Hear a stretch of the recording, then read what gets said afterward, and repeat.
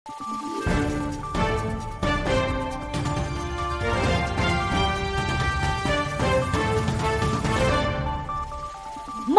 araw, Pilipinas! Ito ang Valiente News hatid sa inyo ng Office of the Vice President.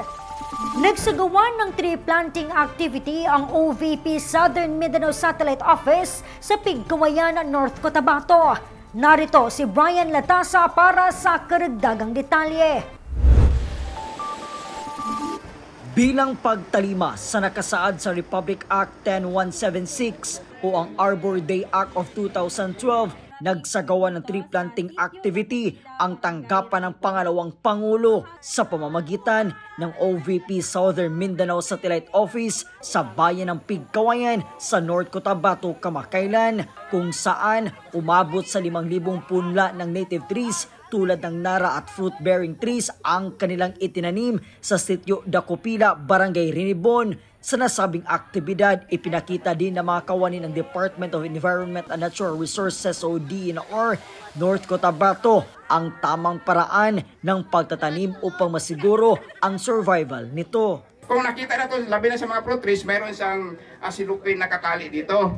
No, dapat kunin natin itong silupin para magkuhan talaga siya. Kung pwede, alisin muna natin ang tubig, no? At saka bago itanim kay basi makuan siya ba? Madumos kung sa kuan pa masubraan po.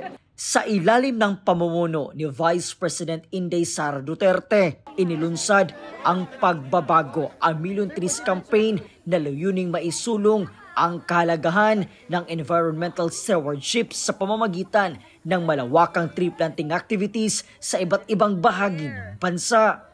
Mula po dito sa bayan ng Pigkawayan, North Cotabato, ako po si Brian Latasa, ang lahat para sa Diyos, bayan at pamilyang Pilipino. Valiente News. Lokal na pamahalaan, mga pribadong grupo at ilang volunteers naging katuwang ng OVP SMSO sa pagsasagawa ng tree planting activities. Yan at marami pang mga balita ang dapat abangan dito lamang sa Valiente News. Ako si Claudette Loreto para sa makabuluhan, naninindigan at matapang na mga ulat at impormasyon. Maraming salamat.